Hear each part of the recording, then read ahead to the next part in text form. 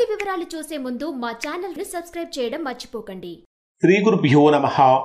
శ్రీ మహాసరస్వత్యై నమః. ఓం నమః శివాయ. నారాయణ శాస్త్రి ఆస్ట్రాలజీ ఛానల్ వీక్షిస్తున్నటువంటి ప్రేక్షక మహాశైలకు స్వాగతం, సుస్వాగతం. ఈరోజు మనము 2025వ సంవత్సరం మే 18వ తేదీన ఛాయాగ్రహమైనటువంటి కేతువు సింహరాశిలోకి ప్రవేశిస్తాడు. సింహరాశిలో 18 నెలలు సంచరిస్తాడు.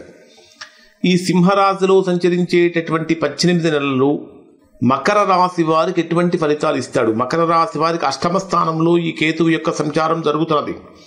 అష్టమ స్థానంలో సంచరించేటటువంటి కేతువు యొక్క ప్రభావం మకర రాశి వారి మీద ఏ విధంగా ఉంటుందో తెలుసుకుందాం. ప్రధానంగా కేతువు మకర రాశిలోకి ప్రవేశించినప్పుడు మకర రాశి వారికి చాలా లోతైనటువంటి విశ్లేషణ ఉంటుంది. అష్టమ స్థానం అనేటటువంటిది సహజంగా దేనికి సంబంధించినటువంటి స్థానం అంటే ఆయుష్కు, ఆరోగ్యానికి, ఆకస్మికమైన ఖర్చులకు, నష్టాలకు, ప్రమాదాలకు సంబంధించినటువంటి స్థానం.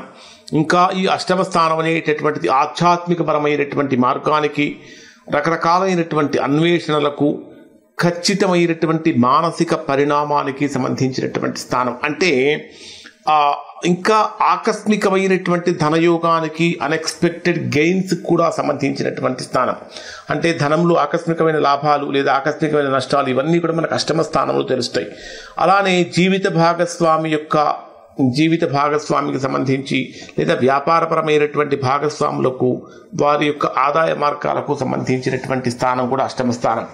అష్టమ స్థానంలో కేతువు యొక్క ప్రభావం అంటే కేతువు ప్రవేశించినప్పుడు సహజంగా జరిగే మొట్టమొదటి ఇంపాక్ట్ ఏంటంటే కొద్దిగా మకర రాశి వారికి ఆరోగ్యపరమైన సమస్యలు కలుగుతూ ఉంటాయి. అంటే అనారోగ్యం పెరుగుతూ ఉంటుంది.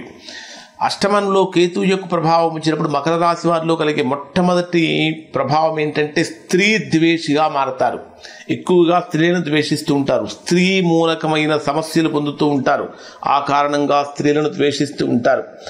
ఇంకా ఏదో ఒక రకమైనటువంటి అనారోగ్య సమస్యలు అంటే ఈ మకర రాశి వారికి కానీ లేదా మకర రాశిలో జన్మించినటువంటి వారి యొక్క జీవిత భాగస్వామికి కూడా ఏదో ఒక రకమైనటువంటి అనారోగ్య సమస్యలు అనేటటువంటి కొద్దిగా కలుగుతూ ఉంటాయి.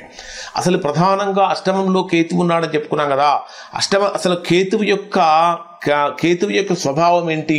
కేతువు మనకు ఎటువంటి ఫలితాలు ఇస్తాడంటే కేతువు మోక్షకారకుడు, జ్ఞానానికి కారకుడు, మోక్షానికి కూడా కారకుడు. అంటే భౌతిక సంబంధాల మీద విరక్తిని కలిగించి ఆధ్యాత్మిక పరమైనటువంటి భావనను కలిగించేటటువంటి గ్రహం కేతు గ్రహం. కాబట్టి కొన్ని విషయాలలో వైరాగ్య భావాన్ని కలిగిస్తాడు. వాస్తవం మీద ఎక్కువగా దృష్టి కేంద్రీకరించేటటువంటి చేస్తాడు.